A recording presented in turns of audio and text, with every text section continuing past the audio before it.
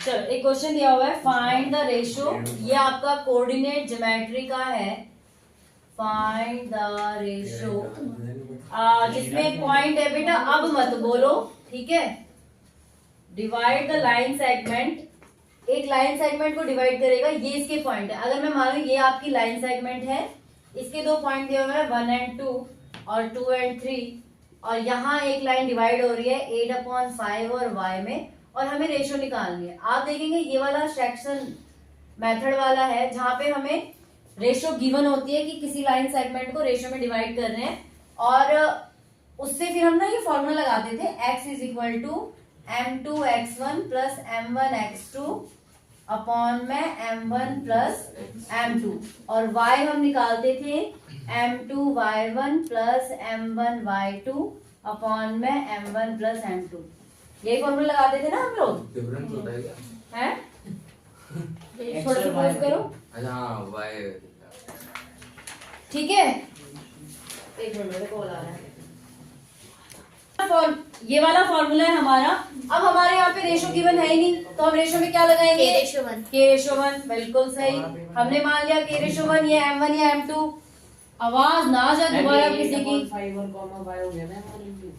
नहीं, ये x और y है, और रेशो हम मान के चलेंगे। ये m1 m2 नहीं होता है, जो पॉइंट्स दिया होता है ना बेटा, वो x और y होता है। तो यहाँ पे आप क्या रखेंगे? 8/y is equal to m2। m2 क्या है हमारा? 1, और ये यहाँ पे लिख लिया करो x1 y1 और x2 y2। तो हमारा formula m2x1 plus m1 x2 यानी कि 2 अपॉन में k प्लस 1, और इस तरफ अगर मैं जाऊंगी तो y की जगह y ही रहेगा, और m2 की value 1 into y1 2 plus m1 यानी कि k प्लस y2 यानी कि 3, और अपॉन में k प्लस 1। तो आप देखेंगे अगर मेरे को y की वैल्यू चाहिए, k इंटू 3 नहीं होगा वो? अरे सॉरी, हाँ k। अब आप यहाँ देखेंगे कि आपको ना पहले k की वैल्यू चाहिए, उसके बाद आप y की वैल्यू निकालेंगे। तो आपको क्या करना है? पहले इसको सॉल्व करना है और k की वैल्यू निकालनी है। तो यहाँ आपका हो जाएगा 8/5 is equal to 1 plus 2k upon में k प्लस 1। क्रॉस मल्टीप्लाई करेंगे, 8k plus 8 is equal to 5 plus 10k।